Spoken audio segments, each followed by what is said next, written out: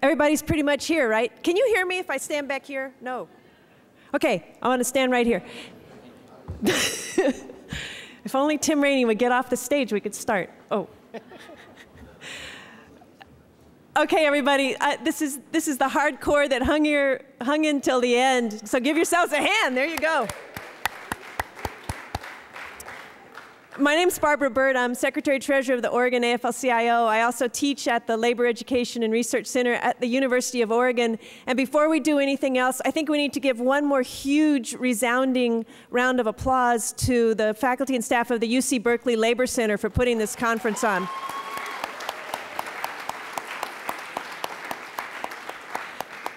You all should buy them a drink. They're really going to need it by the end of today.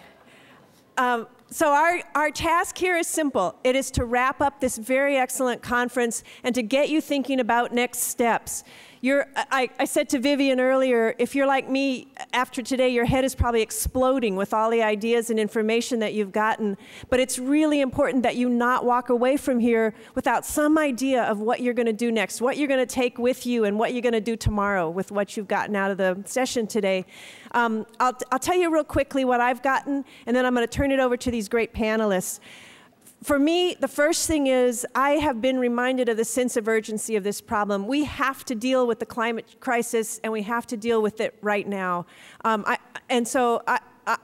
glad that I was here today just to get reminded, because you know these things, but in the crush of day-to-day crises, sometimes you can forget.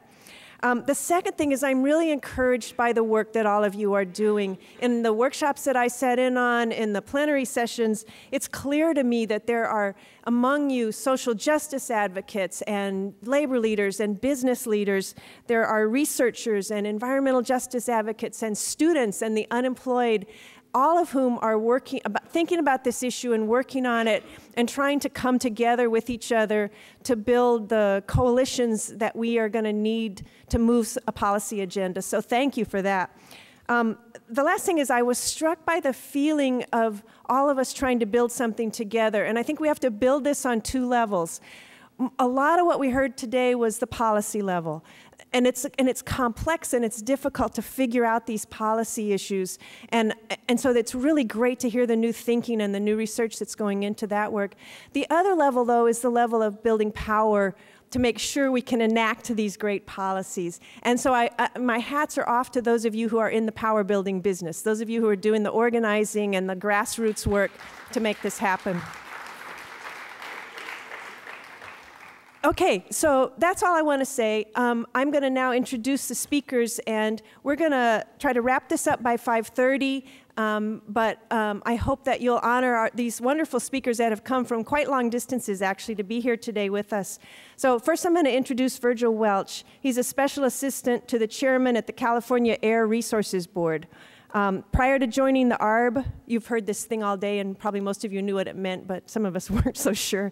Prior to joining the ARB, he was an attorney at the Environmental Defense in Sacramento, where he focused on the organization's legal and policy efforts related to the implementation of AB 32, which is, of course, the California Global Warming Solutions Act. Virgil's worked on numerous environmental and energy policy issues before the California State Legislature and a number of state regulatory agencies. And he's going to talk a bit about the WCI and work here in California and what the implications are of those for you.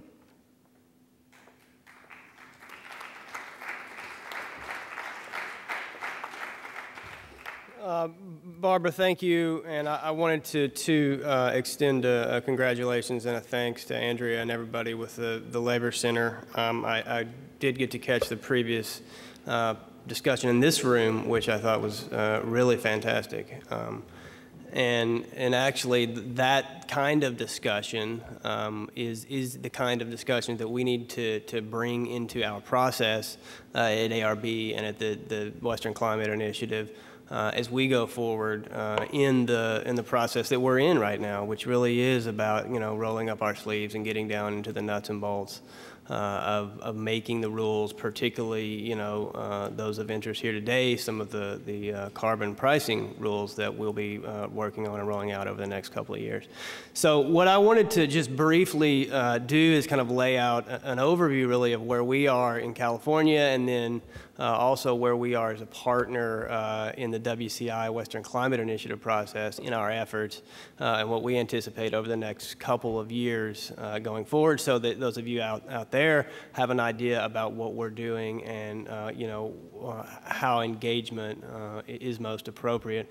But before I do that, I just wanted to briefly talk about the low carbon fuel standard, which was mentioned in the previous panel, and which was adopted a week before last by our air board in Sacramento.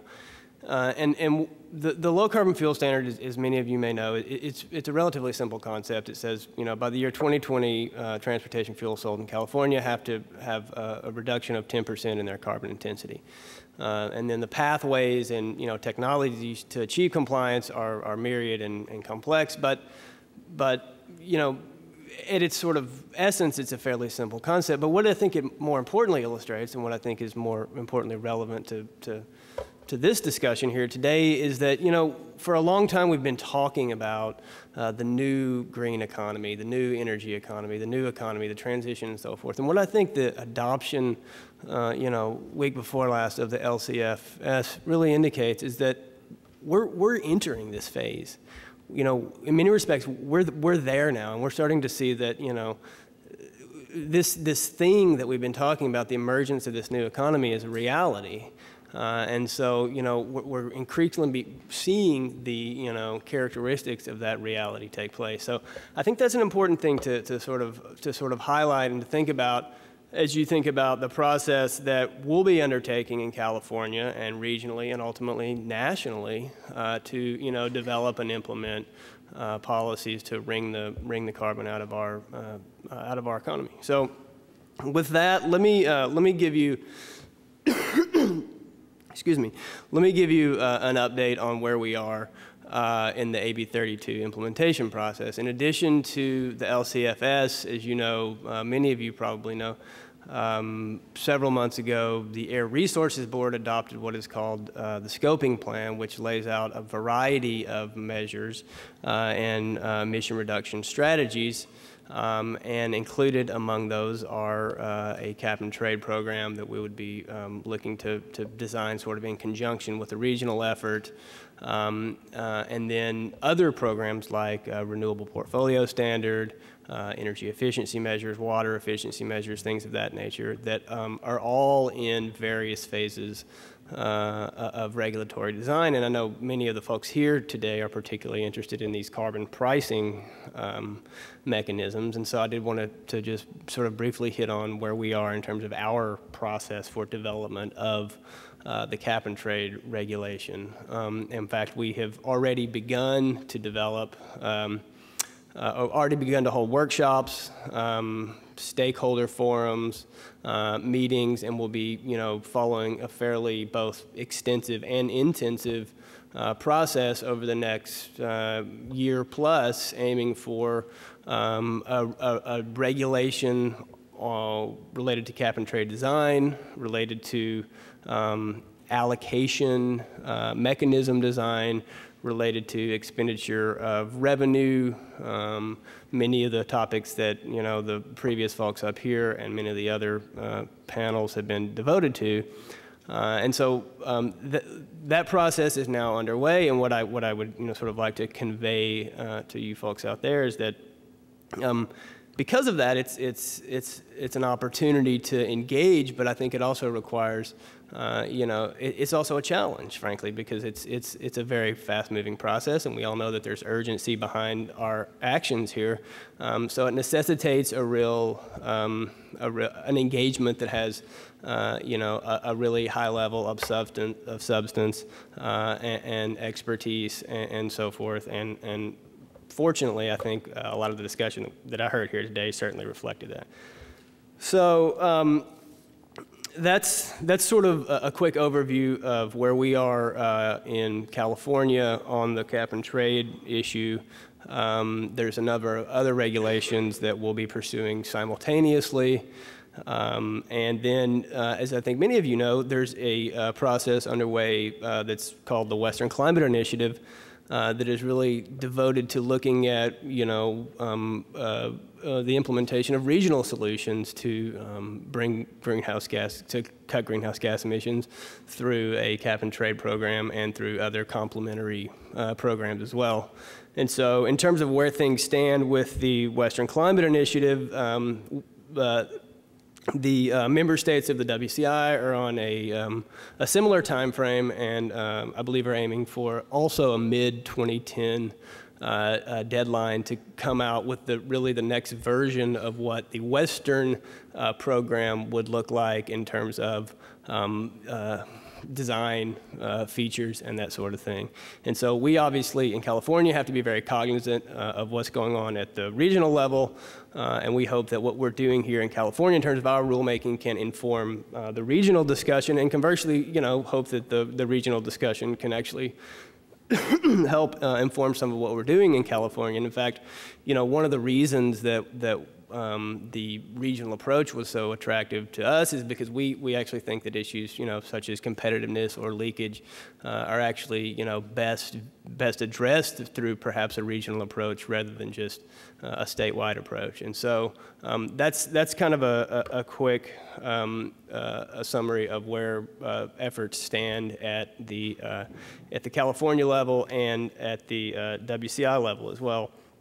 So, I guess sort of back to a point I made earlier, and just to summarize a bit here, there is a lot going on, and I think that's good because it represents that we are moving forward in the direction that we need to be moving in, but it also sort of necessitates the need to really quickly engage and bring, into the debate right now the various perspectives and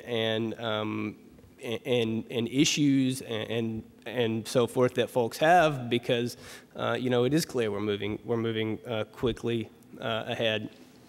And I guess the final point that I would raise that I think is quite relevant to some of the issues that we're focused on here today is that in addition to what we're doing at the Air Resources Board and environmental protection agencies in California and in the WCI context. Excuse me, there's other forums that are also, quite relevant to what's happening. And one of those in California is the Green Collar Jobs Council. And that's looking at sort of what are the linkages between, climate policy in California and climate regulations that, the ARB might be developing, and how those will impact job creation and how those can be potentially synced up with job creation. In fact, I know that some of the folks at the WCI have also been having at least informal discussions about trying to, find the appropriate forums for related issues associated with implementation of climate policy, particularly those that bear on job creation and economic development, but that may not be, fall squarely within the sort of regulatory authority of environmental agencies. And so I think that's an important thing to keep in mind as we sort of try to wrap our arms around all of these various, forums that are proceeding as we kind of go ahead. So with that, I will close, and hopefully we'll have time for some questions and comments at the end. Thanks.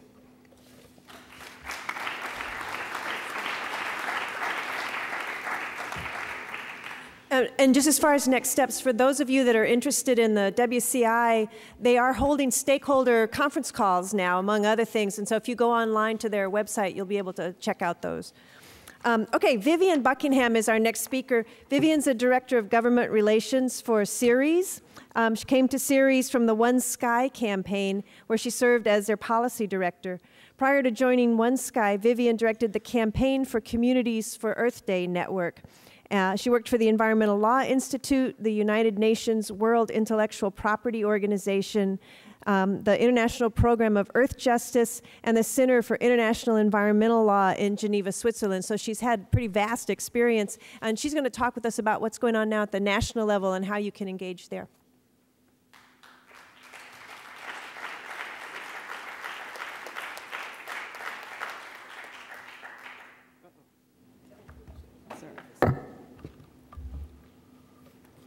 excuse my crutch, but if I don't have this thing in front of me, I think I'm going to forget half of what I have to say and just ramble, and that's what you need at this hour. So we're moving ahead on climate change legislation and policy.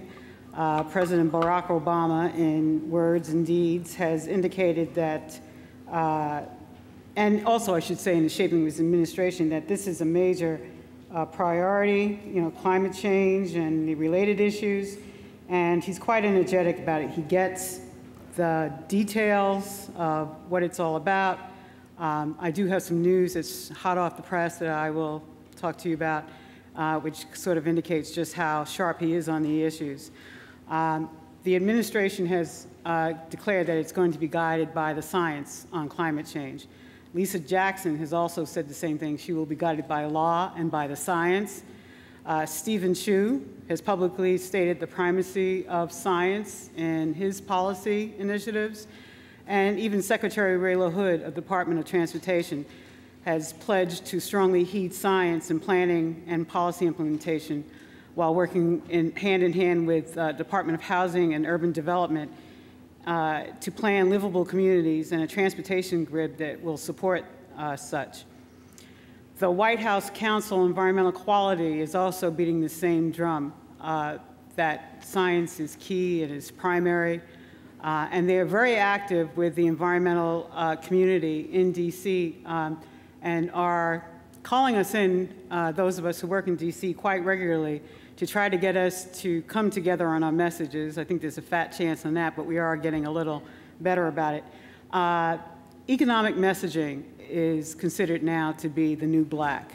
And I have to tell you, when I first heard that, phrase, as an African-American woman, I thought, new black, what are they talking about? Well, now I get it, it's the thing. And the environmental community has realized that we should have been there some time ago. It's the thing that resonates with members of Congress. So businesses are now being considered to be the new credible voices on the issues. I'm going to talk to you a little bit about the Waxman-Markey discussion draft of the American Clean Energy and Security Act of 2009. It's described as being a comprehensive piece of legislation. I'll give you the words that they describe themselves. I should say the Energy and Commerce Committee. They say that it will create millions of new clean energy jobs, save consumers hundreds of billions of dollars in energy costs. I'd like to hear trillions. Enhance America's energy independence and cut global warming pollution. And so it does that by outlining 4 titles. The first title is a clean energy title that promotes renewable sources of energy and carbon capture and sequestration technologies, low carbon transportation fuels, clean electric vehicles in the smart grid, and electricity transmission. The second title is an energy efficiency title that increases energy efficiency across all sectors of the economy, including buildings and appliances, transportation, and industry. The third title is a global warming title that places limits on the emissions of heat-trapping pollutants. And the fourth title is a transitioning title that protects U.S. consumers and industry and promotes green jobs during the transition to a clean energy economy. One key issue that the discussion draft does not address is how to allocate the tradable emission allowances that restrict the amount of global warming pollution emitted by electric utilities, oil companies, and other sources. This issue will be addressed through discussions among committee members or through a fistfight, I'm convinced now. So, as of yesterday, and even as of this morning, the discussion draft had 2 more weeks to undergo markups in the subcommittee. And it was projected that by the end of next week, the subcommittee would have finished with its work. And then the full committee would get the markup the following 2 weeks. And the plan was this week that the chairman and Markey would meet with swing members to talk about their concerns and their issues. I'm going to tell you who the swing members are because I'm going to ask you to do something when I get through talking. So listen a little closely to who they are. There are 12 swing votes that we need to be concerned with.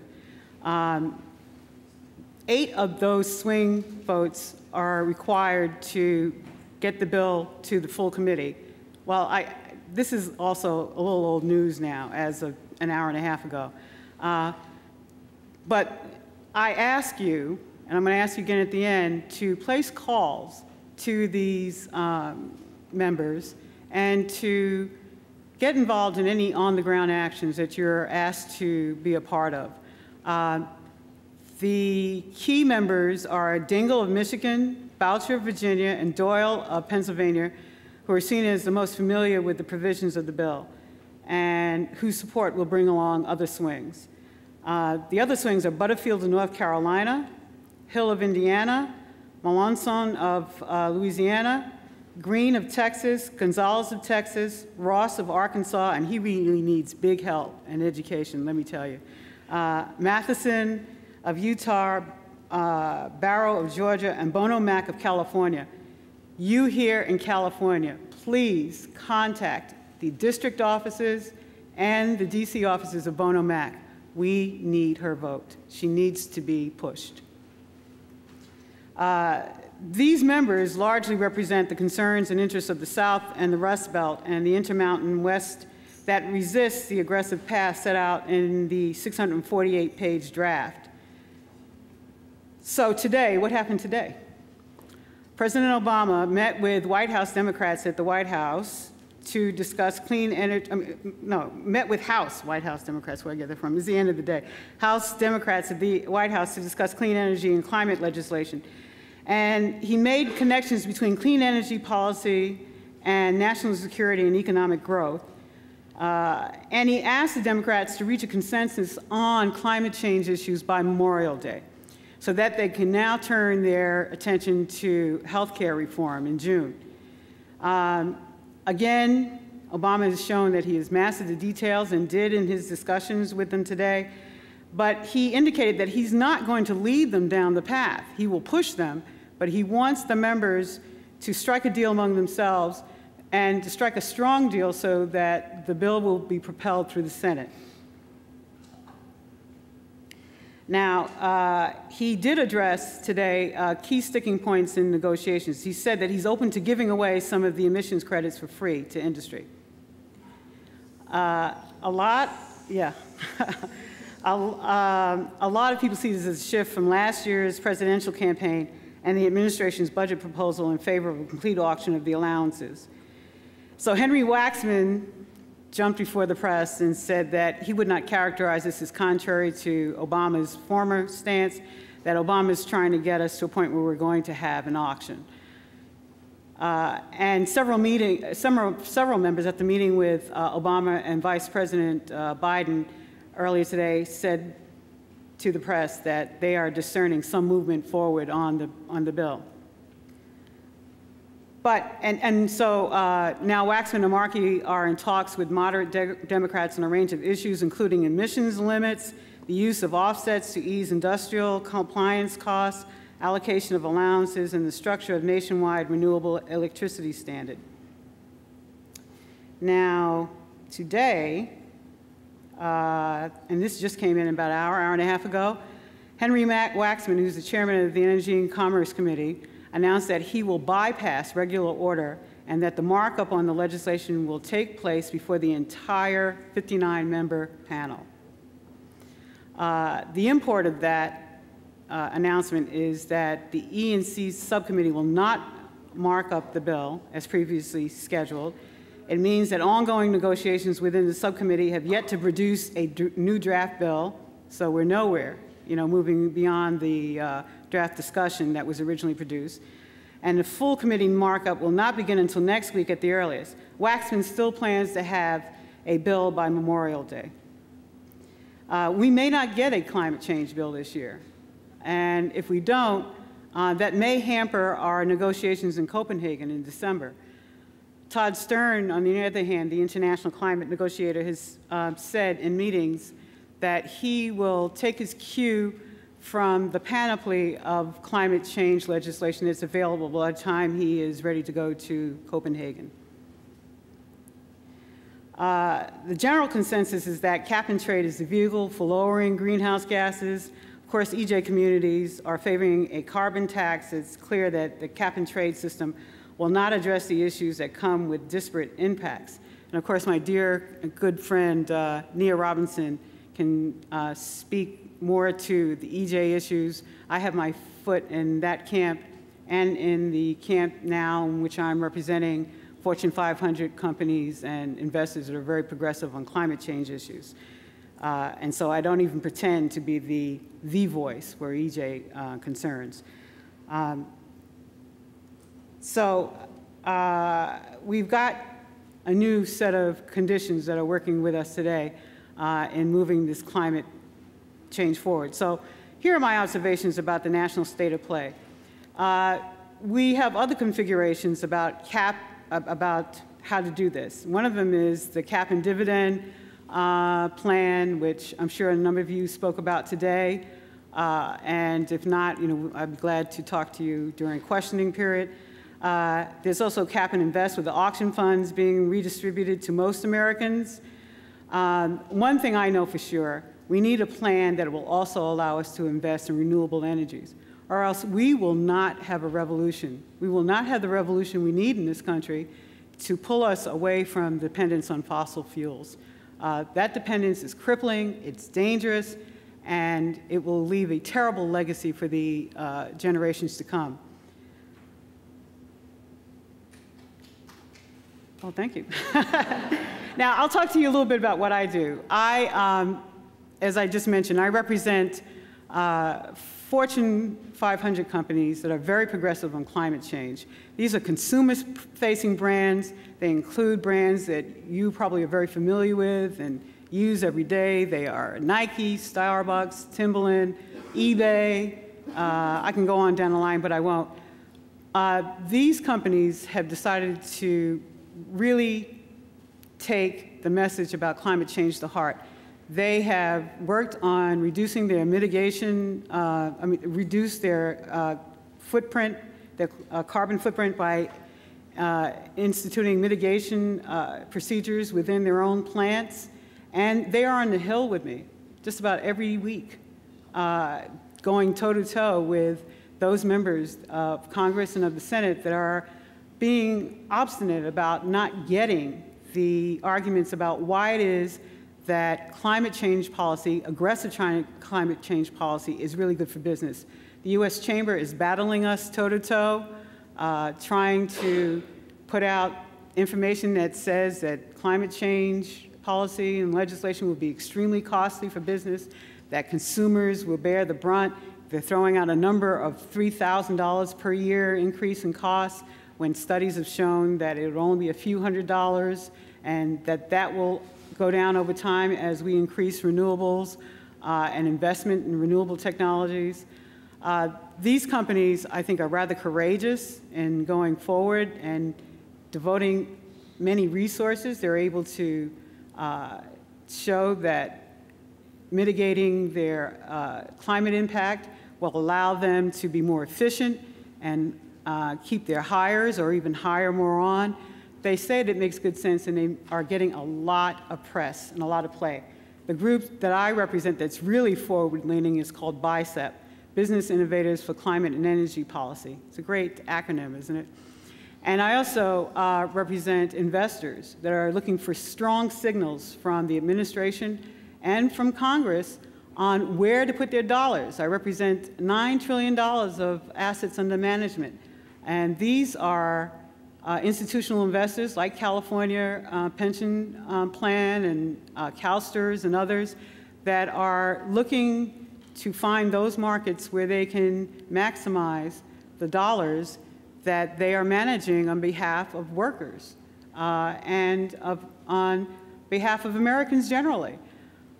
They are very progressive in trying to get the Security and Exchange Commission to include in their requiring reports, the reports that are required from business to be on file. We're pushing for reporting also on climate risk indicia from each corporation, so investors can know what they're getting into, and that consumers can also know who they're buying from and what kind of impact these companies are having on the planet. And we think that there may be an opening for that now with the new chairman of the Securities and Exchange Commission. So we are being very forceful in getting the message out from investors and others that this makes good sense. Anyway, I've just been handed this little card. It says get off. No, it says, it says 2 minutes, so I will cede my time.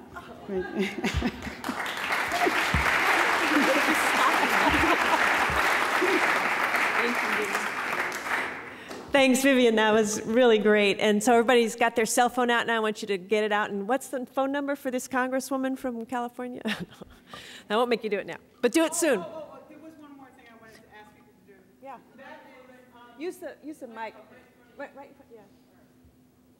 The EPA has just put out an endangerment finding about climate change, saying that greenhouse gases and global warming is endangering the health and welfare of people who are, American citizens across this country, not just certain spots. Anyway, there are some hearings that are about to occur, and one is taking place in Seattle. There will be a big rally there. If you can get there, go. There's another one in Arlington, no rally there. But there's also a comment period that will be open until June 23rd. I urge you to please send in comments on your feelings about greenhouse gases and endangerment and all that, and the finding that the EPA has just put out. Thank you. Great. Okay, our last speaker, last but not least, needless to say, is Dave Foster, and Dave's going to bring this back to building labor and environmental coalitions here in this country, and also how we can engage at the international level. Dave is the executive director of the Blue-Green Alliance, which is a national partnership between labor unions and environmental organizations. It's dedicated to expanding the green economy and advancing workers' rights around the globe. The Blue-Green Alliance unites more than 6 million people in pursuit of good jobs. For the past 20 years, Dave has been among the labor movement's leading environmental advocates. So, Dave Foster.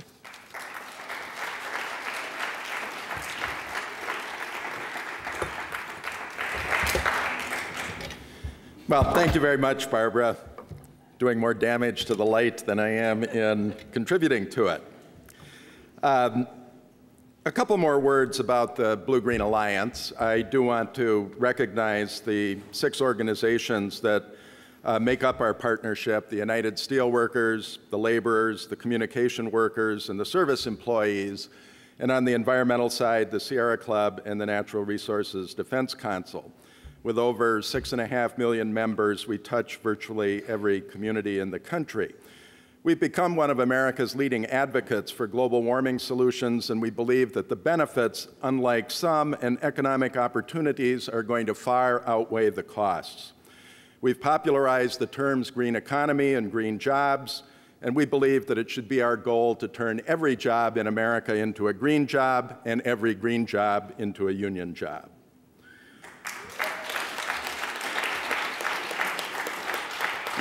We also believe that the rights of workers to join a union and engage in real collective bargaining are fundamental to an economy that's fair, and that there's a direct correlation between a high degree of unionization and strong environmental standards.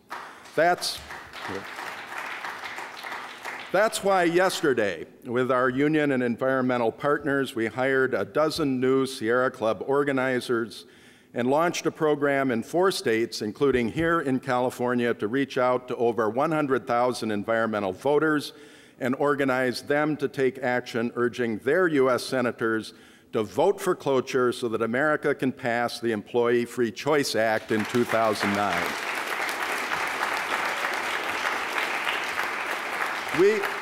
We reject this old stereotype that you have to balance a trade-off between jobs and the environment. It's not good jobs or a clean environment in today's world. It's both or neither. So my assignment this afternoon is to talk about 3 things. What's at stake for American labor in the unfolding global warming debate? Second, what's the relationship between the current economic crisis, the federal stimulus efforts, and this thing we call the green economy? And third, what should be labor's strategy for success in this place called Copenhagen? On the surface, these might seem slightly disconnected subjects, but in fact, they spell out a strategic approach to labor's survival and growth in the global economy. We'll look back, I think, on 2008 as a year in which an extraordinary series of economic events marked the unraveling of one economic model and the launching of a new one. 2008 was the year that saw oil prices reach $145 a barrel and then drop down to 38 in less than 6 months. 2008 also brought an end to the so-called Green Revolution, the agricultural revolution founded on oil-based fertilizers that since the 1980s promised to end world hunger through modern methods of farming. It was a year of skyrocketing food prices and food shortages, which found prices suddenly tracking oil prices on which agriculture has become so dependent. It was a year in which food riots suddenly swept across Asia and Africa. 2008 was a year in which scientists noted that a majority of the world's fisheries were now in collapse and could no longer provide the primary source of protein to over 1 billion inhabitants. And 2008 was a year in which water shortages were suddenly described as endemic and expected to produce 300 million water-stressed people in Africa in 10 years and 1 billion in Asia in the next 30. Desertification is also on the rise, and an area the size of Nebraska is turning into desert every year, while simultaneously we destroy forests 10 times the state of Connecticut. And to cap off the year's accomplishments, we discovered that our entire financial system was gorged with debt, supposedly blue-chip investment banks leveraged at a rate of 30 to 1. Future generations will look back and ask, how did we ever think such an economic order was sustainable? Or as Vice President Gore said recently, quote, "We're borrowing billions from China to buy oil from the Middle East, to burn in ways that are destroying the planet. Every bit of this has to change." But what does it mean to change every bit of this? Much as we might desire it, fundamental change in the economy only happens when the old way of doing things has run its course and simply cannot be continued. The green economy will be for the labor movement of the next generation what the mass production economy was for my parents' generation. The Auto Workers and Steel Workers Union built the middle class with those assembly line jobs. They didn't stand on the sidelines and cling to the horse and buggy days when the blacksmiths and the iron puddlers and the carriage makers unions represented workers in the transportation industry. They went forward and built something new. If there ever were a symbol of the necessity of change today, it's the collapse of our own auto industry. Once the linchpin of our country's industrial infrastructure, historically a full 4% and sometimes more the country's gross domestic product, the big three and their suppliers have shed over 200,000 jobs in barely the last year. Industries dependent on auto are also in sharp decline. And as a sign of that times, for instance, the U.S. steel industry in the United States today operates at a lesser capacity than it did during the depth of the Great Depression. Underlying this economic collapse is the simple fact that we can no longer rely on fossil fuels to grow our economy. The more we try, the more we aggravate the destructive factors that made 2008 such a pivotal year. Does anyone really want to go back to an economy based on $145 a barrel oil? I don't think so. And that's why the global warming debate is of such importance to the labor movement. Certainly the environmental goals are important, and I believe in them. But to a movement like the labor movement, whose fundamental mission is about a fair division of the economic pie, the debate on global warming is really about what the economy of the next century will look like. Who's going to profit? Who's going to lose? What kind of cars does the world need, and where are they going to be manufactured? What raw materials will we use, and for what purpose? Will we invest in freight rail or interstate highways? Who will write the rules? Wall Street, Main Street? Will healthcare in this new commodity, in this new economy, still be a global commodity, or is it going to become a human right? Right now, the initial phase of this debate is over the allocation of resources in the federal stimulus packages. And there are two colliding views. And let's not kid ourselves, they're both inside and represented in the Obama administration. One view, I think, is represented by those who long to return to the indulgences of the last 2 decades, an era that was quite like the 1920s, marked by all kinds of reckless excess. These champions of Wall Street have focused primarily on saving the financial industry as we know it by flooding it with cheap credit. Their hope is to create another wave of American consumption financed with trillions of more dollars borrowed from China and feeding another generation of unsustainable trade deficits. I don't know what you think, but there isn't an ounce of evidence that such a strategy will create a single job in America outside of Wall Street. The other view is that only investments in a clean energy infrastructure can right what's wrong in the American economy and provide jobs in the short term and steady growth in the long term. Unlike other stimulus actions, these investments will, over time, pay for themselves in energy efficiency improvements and energy price stability. Why should we invest more money in an oil-based solution when we know the supply is finite and the demand is infinite? I think even John McCain and Sarah Palin must know that's a recipe for disaster. But even more importantly, to the labor movement, clean energy investments will put us on the pathway to stopping this ridiculous practice of rewarding work when it's done with the cheapest labor and the most expensive environmental impacts. Take,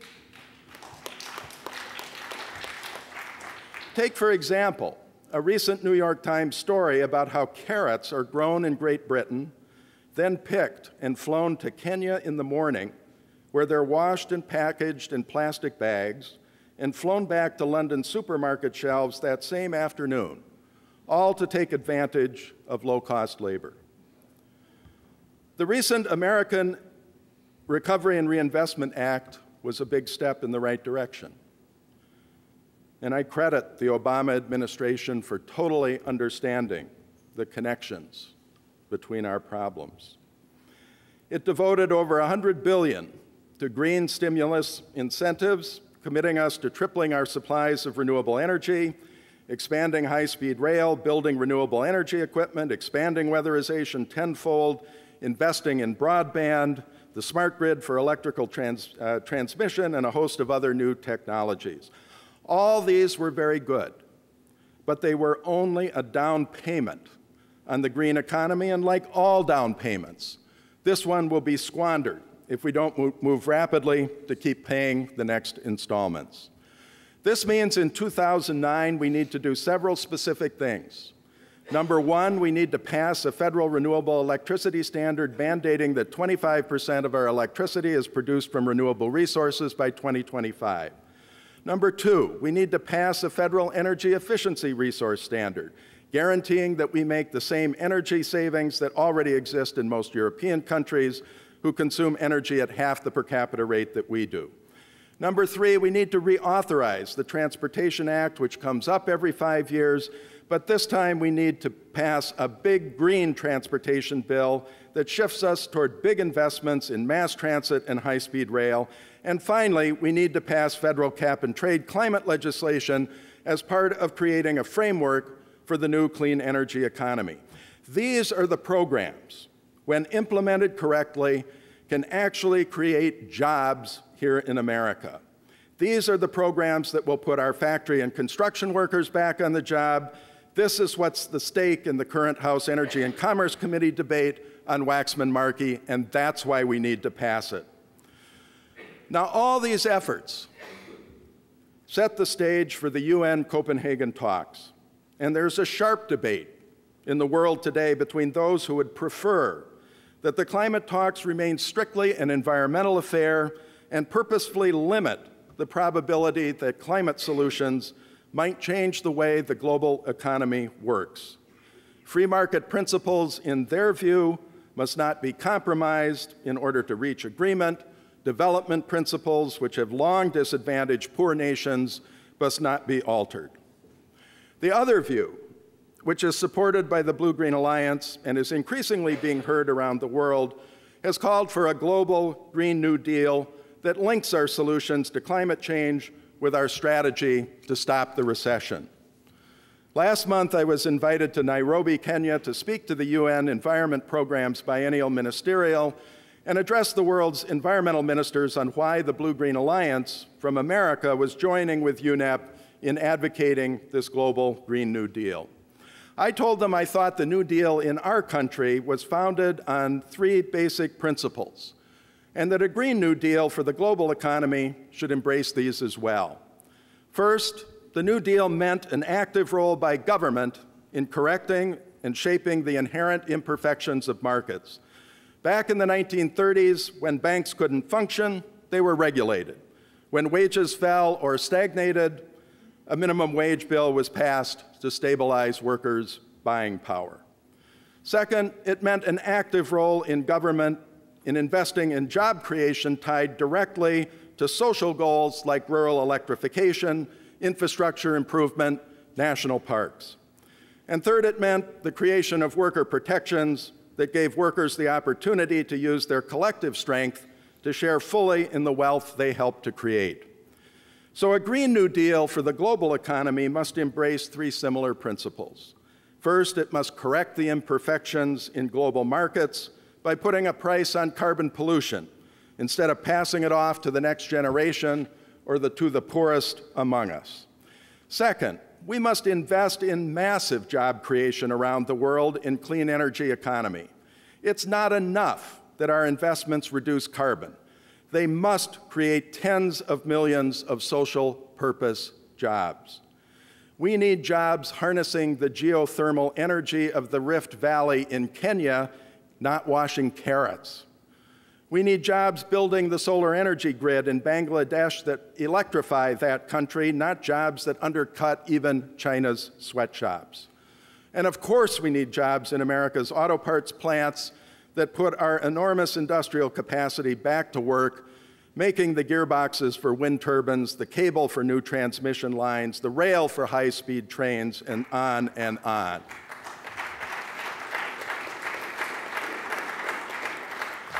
And third, we need a new trade system that rewards workers for exercising their right to join a union, because that's the tried and true way of creating wealth and equity simultaneously in global society. Now, most observers believe that the road to a successful treaty in Copenhagen passes through Washington, D.C., with the passage of successful U.S. legislation. And those who oppose the restructuring of the global economy understand that just as well. Thus, the first step in success was the election of a president who believes in science and in basing his climate and economic policies on science. We did that. But the second step means figuring out all the elements of what it will take to pass our own climate change legislation before we assemble in Denmark. The world can't do that for us. We've got to do it for ourselves. In our climate change principles, the 6 partners of the Blue-Green Alliance tried to summarize just how important it was to create the right architecture for our climate change legislation. First, we need to be true to science, and the best of the world's scientific community is providing us that. Our solutions must put us on a path to make meaningful reductions now and reduce our own emissions by 80% by 2050.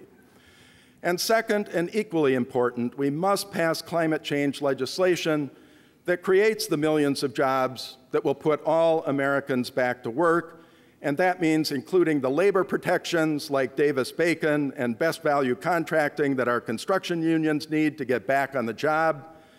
And it means including border adjustments and procurement provisions that will put millions of our manufacturing workers back in their plants. And it means provisions that provide economic opportunity and fairness to all those who've been shunted aside in our current economy. In a word, labor's goal in 2009 in both the US and in the Copenhagen negotiations should be climate change legislation and a climate change treaty that creates the Green New Deal for the global economy. If we aspire to less, or if we opt to fight for jobs at the expense of the environment, or if we choose to sacrifice jobs to achieve our environmental goal, we may feel in our isolation that we made pragmatic choices, but in reality, we will have chosen to do nothing, for we will have gotten neither. So let's choose both. Thank you very much.